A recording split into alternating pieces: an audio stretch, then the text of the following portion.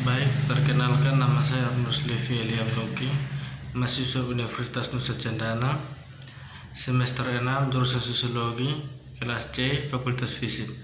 Dalam video ini saya akan menjelaskan tentang perspektif tentang pariwisata Asia, tumbuh pengetahuan yang mencolok tentang pariwisata di Asia. Barat entomologi dan epistemologi akademik masih mewakili suara dominan di dalam lingkungan pariwisata. Seri ini menyediakan platform untuk mendukung produksi ilmiah Asia dan mengungkapkan berbagai aspek pariwisata Asia dan ekonominya yang rumit dan tren sosial budaya. Buku-buku dalam seri ini ditujukan untuk membuka jalan bagi masyarakat yang lebih terintegrasi dan tumbuh multifasat pengetahuan tentang pariwisata Asia. Dengan melakukan itu, mereka berkontribusi gagasan bahwa pariwisata baik sebagai fenomena dan bidang studi harus lebih inklusif dan terlepas dari cara pengetahuan yang dominan, terutama Barat. Volker Porter adalah seorang antropolog gotik. Pekerjaannya saat ini menyelidiki pariwisata sebagai strategi pembangunan dan konservasi di daerah tertinggal, dengan penekanan pariwisata selancar dan petualangan. Dia fokus pada pengembangan yang sederhana dan strategis pembangunan dan konservasi laut yang efektif bagi masyarakat pesisir. Dia telah bekerja dalam berbagai kapasitas dengan LSM, Lembaga Bantuan Internasional dan Lembaga Pendidikan di Selandia Baru, Italia, Filipina, dan Afrika. Dia adalah rekan peneliti, menjabat sebagai penasihat ilmiah dalam sebuah LSM yang berfokus pada perlindungan terumbu karang dan restorasi di Filipina. Tujuan utama buku ini adalah untuk mengatur adegan buku ini yang memberikan gambaran tentang ontologi, epistemologi, metodologi, dan metode yang merupakan penelitian pariwisata kualitatif Asia. Pada bagian pertama, kita akan membahas pengertian penelitian kualitatif pada umumnya. Lebih khusus lagi, dengan perjalanan melalui yang dipilih episode sejarah Barat, kami akan memberikan gambaran tentang keyakinan utama yang telah menginformasikan perkembangan penelitian kualitatif dalam ilmu sosial dari zaman klasik hingga zaman sekarang. Dipercaya bahwa bagian ini penting karena episode-episode awal sejarah Barat mempengaruhi dan perkembangan baik penelitian kualitatif pariwisata maupun penelitian kualitatif pariwisata Asia. Di titik kedua skenario saat ini mengenai penelitian kualitatif di bidang pariwisata akan menjadi disajikan. Pada bagian ini kita akan dapat menekankan berbagai belokan, misalnya putaran kritis, putaran naratif, dan lain-lain yang telah membentuk produksi ilmiah sarjana pariwisata kualitatif. Terakhir, di bagian ketiga, kami akan mengulas dan mengkritisi menilai penelitian pariwisata kualitatif Asia dengan maksud untuk mengevaluasi secara kritis status saat ini tantangan yang dihadapi oleh para sarjana pariwisata Asia dan yang bekerja berdasarkan kajian epistemologi yang dilakukan oleh para sarjana pariwisata di Asia. Kami akan menyoroti kesenjangan yang ada dalam konteks pengetahuan tentang penelitian pariwisata kualitatif Asia dan bagaimana bab berikut dalam buku mencoba untuk mengatasinya. Pengertian penelitian kualitatif Barat berbagai sejarah keuntungan dari pendekatan kualitatif adalah memungkinkan untuk mengukur reaksi banyak orang untuk serangkaian pertanyaan terbatas sehingga mengaplikasi perbandingan estetik kumpulan. Hal ini memberikan serangkaian temuan yang luas yang dapat digenerasikan yang bisa dihitung secara ringkas dan khusus secara bersamaan.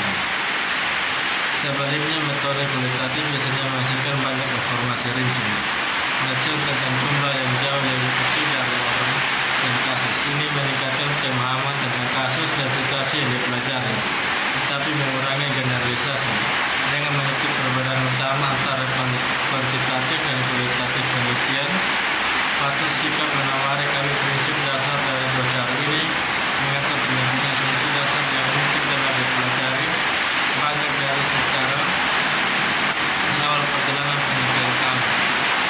Secara sederhana, istilah kami diajari bahwa pendekatan kuantitatif menggunakan angka dan statistik dalam data target sampel populasi yang besar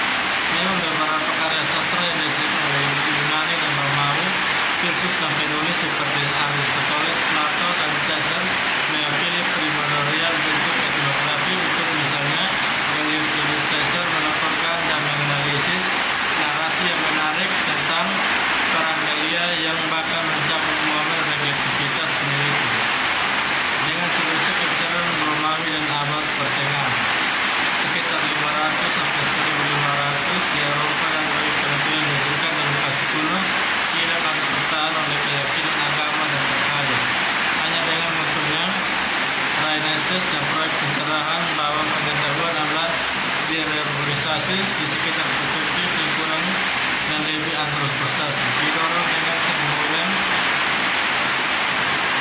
adalah nasib sendiri. Pengetahuan modern mulai mengambil metode yang lebih sekuler dan mulai dipahami sebagai kurang bergantung pada kekuatan metafisik. Didorong oleh revolusi ilmiah, tatanan kuasa dan peran sains dalam menemukan hukum alam menjadi prinsip yang mengkristal para percaya. Dengan prinsip rasional dan sekularisme membuka jalan bagi bentuk dan pemikiran positif seperangkat keyakinan yang sejak abad ke-18 telah mempengaruhi produksi pengetahuan dan epistemologi logis dan penciptaan pengetahuan. Mengikuti ide orang Prancis, Jacques Auguste Comte, positisme adalah sebuah ideologi yang memandang fenomena sosial sebagai hukum yang diatur oleh prinsip akibat yang penting, sehingga positisme pun melakukan ketetapan kuasa masyarakat mendukung gagasan bahwa fenomena sosial dapat didekati dan diselidiki secara ilmiah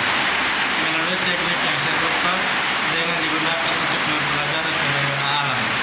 Pemahaman yang mendalam terbuka perkembangan penelitian kualitatif di abad ke-20 dan 21 abad dengan kata-kata mereka sendiri bersejarah ini